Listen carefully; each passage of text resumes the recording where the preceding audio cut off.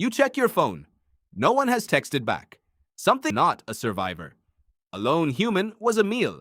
So your brain did not evolve to merely enjoy company. It evolved to treat disconnection as an emergency. In 2003, social psychologist Naomi Eisenberger ran an experiment using a simple computer game called Cyberball, where players tossed a virtual ball to each other. Some participants were quietly excluded by other players, who were actually just a computer program. The exclusion was trivial. No one was hurt. And yet, inside an fMRI scanner, Eisenberger watched the anterior cingulate cortex light up in the brains of the excluded players, the same region that activates during physical pain. Rejection does not just feel like pain. To your brain, rejection is pain. Why would something this abstract trigger the same alarm as a broken bone? Anthropologist Robin Dunbar found that early humans lived in tightly bonded bands of roughly 100 to 150 people. Banishment from that band was rarely a footnote in someone's story. It was usually the end of it.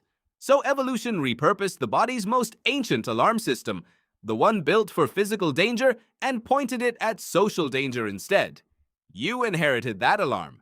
It still goes off today. You are not living in a band of 130 people anymore. You are living in a world of billions, connected by devices that buzz, flash, and notify. Your ancient alarm system did not get an upgrade for this new world. It simply got a louder microphone. Psychologist John Cacioppo, who studied loneliness for decades at the University of Chicago, found that chronic loneliness changes how the body functions at a cellular level, linking it to elevated inflammation and a measurable increase in mortality risk, comparable in some analyses to smoking or obesity. Your body is not exaggerating when it treats isolation like a threat. By some biological measures, isolation is one. But here is the twist inside the twist. The body that evolved to crave 130 close, reliable connections is now offered thousands of shallow ones instead. Every like, every notification is a small, manufactured echo of belonging. It feels like connection. Your nervous system responds as if it is connection, but it is not the same thing. Psychologist Leon Festinger's work on social comparison points to something darker. Scrolling through curated images of other people's lives often increases feelings of loneliness rather than reducing them. You get the signal without the substance. The alarm quiets for a second, then gets louder than before. So why can't you put the phone down? Because somewhere in your skull, a very old system is still counting heads, still checking whether the band is intact, still asking the only question it has ever known how to ask, am I safe with these people? It does not know what an app is.